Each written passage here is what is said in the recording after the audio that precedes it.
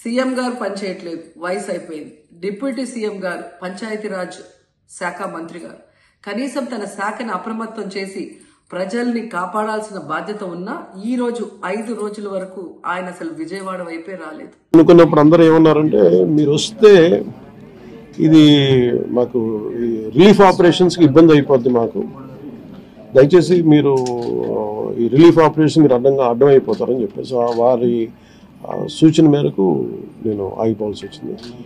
ఇప్పుడు కూడా ఒకసారి వాళ్ళ నిర్ణయం తీసుకొని టేక్ వెళ్తే అది సహాయపడాలి, కానీ మళ్ళీ ఇంకొక కేయాటిక్ మీకు తెలుసు కదా, అందుకని దాన్ని దృష్టిలో పెట్టుకుని కొంచెం చట్టపాయిస్తున్నాను. అంత లేదు, కొంచెం ఇబ్బంది లేదంటే ముందు మెయిన్ అధికారులు పాపం గత 72 గంటల నుంచి వాళ్ళు నలిగిపోతాను నిద్రాహారాలు లేకుండా. సో వాళ్ళని దృష్టిలో పెట్టుకొని మళ్ళీ నేను వెళ్ళి సహాయపడాలి, కానీ మళ్ళీ అది అదనపు బరువు అయితే మళ్ళీ రెస్క్యూ ఆపరేషన్స్ ఇబ్బంది కలగకూడదని చెప్పి నేను దాన్ని దృష్టిలో పెట్టుకొని నేను స్వయంగా నేను పర్యవేక్షిస్తాను.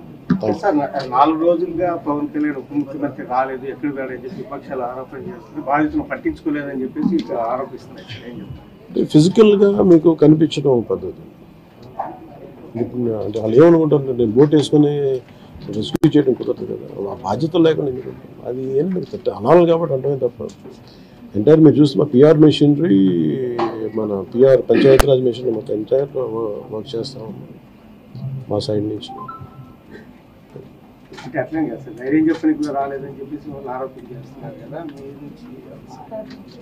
అది నేను అట్లా అనుకోవట్లేదు. అంటే ఏమైపోతుంది, ధైర్యం చెప్పడానికి వెళ్ళి ఒక్కసారి మీద పడ్డారు అనుకోండి, పరిస్థితులు ఎలా ఉన్నాయంటే నేను మొన్న పింఛడానికి దీనికి వెళ్ళాను.